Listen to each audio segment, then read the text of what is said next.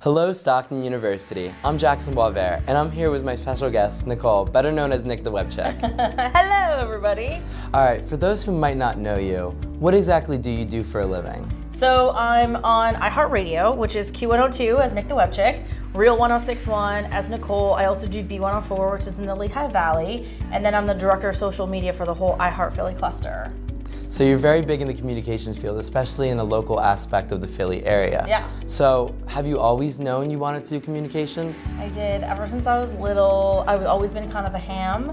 I've always loved pop culture. I was the kid that would like stand on my aunt's mantle and do 'Twas the Night Before Christmas in like July. Was obsessed with music. I have vivid memories of high school, and I grew up near the Poconos, so very small town. But I remember in high school, the local radio station was doing like a live broadcast outside McDonald's. And I was like, I want to be on the radio. Like, I just always had that bug in me. So I just kind of followed that passion and just like figured out a way to go after it. Now, your alma mater is Drexel University. Yes, go Dragons. What exactly did you do at Drexel to help prepare yourself for entry into the real world? So Drexel has a co-op program. So basically the co-op program is a 5-year program. It's 3 co-ops. So you go to school for 6 months, work for 6 months. And that's basically how I got started. I did the Valley Forge Convention and Visitors Bureau, but I was obsessed with Q102. And a woman that I worked with at the Valley Forge Convention and Visitors Bureau was related to somebody at Q102 and was like, you gotta meet this girl, she's obsessed. So I started interning at Q102 after that, stayed, and then I interned at Epic Records, which was a record label. I used to go from Philly to New York. Actually, 9/11 was my first day, which is crazy. Wow. Yeah, it was an experience. I also met Michael Jackson during that during that internship, which is just wild. But so it's all about networking. It was all about, talking to people, telling people what you want to do. And out of all those internships / co-ops, I realized like I really wanted to be on the air. So radio kind of came as an inspiration after you started getting your feet kind of wet in the pool of communications. Exactly. So I started doing marketing PR, but I've always loved entertainment. So I just knew, and I love music, and I was just always really into that. So I kind of, as soon as I started working at Q102, I was like, yep, this is it. And then I just always knew that I wanted to be on the air. I talk all the time. I did promotions, I did programming, I did production. That's like the behind the scenes commercial and stuff. But yeah, I just kind of always knew. And then I started in smaller markets in Lancaster, PA, and did that part-time, and then kind of worked my way up. Well, you eventually worked your way up to iHeartMedia, which is a huge program. You've been there for quite a long time. Yeah. So what exactly kind of keeps you driven throughout the whole thing? I think it's the fact that this business is ever changing, right? So there's always new music, there's always new stories, there's always new things to talk about, there's always new things happening in and around the area. And I'm genuinely passionate about all that stuff. It's like, oh my God, the Eagles won the Super Bowl. Oh my God, the Eagles suck.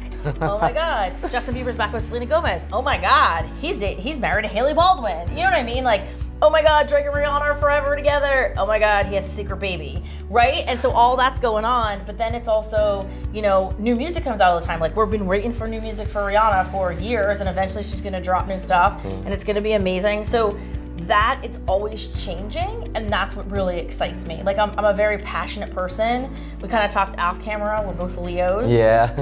And so like, I just still love it. And I just find new ways to do things. And I like meeting new people and doing things like this, and that kind of energizes me. And so, podcasting's really big. So I'm about to launch this podcast. It's called Why Are You Following Me? So I get to interview people that are really popular on social media or in and around the area. Wow. And have like really cool long interviews with them. And I'm really excited about that. So during the day I talk about music, and then like in a podcast I could talk about something totally different, which I'm really excited about. When exactly is that podcast coming out, and what platforms can people use to listen to it on? The podcast is up, yay! It's called Why Are You Following Me? iHeartRadio, download the app, and iTunes. You can get it on both. Awesome. So what has been like the greatest obstacle you've had to face and overcome when really just breaking out? Because this is such a competitive field. There's so many people just trying to make it big in this. I love that question. Honestly, I feel the hardest part is that in this, I think confidence is such a really important thing to have, right? And where it comes from, I'm very lucky that I've always been very confident in what I do. So sometimes I feel that like the right people who make the decisions sometimes don't see my ability, where I'm like, I know that I'm good at what I do. Yeah. I need more opportunity. So sometimes that's where I struggle with the most, where I see other people doing things that I want to do and I get frustrated because I'm like, I want to be doing big things like that. But unfortunately, I'm not the boss yet.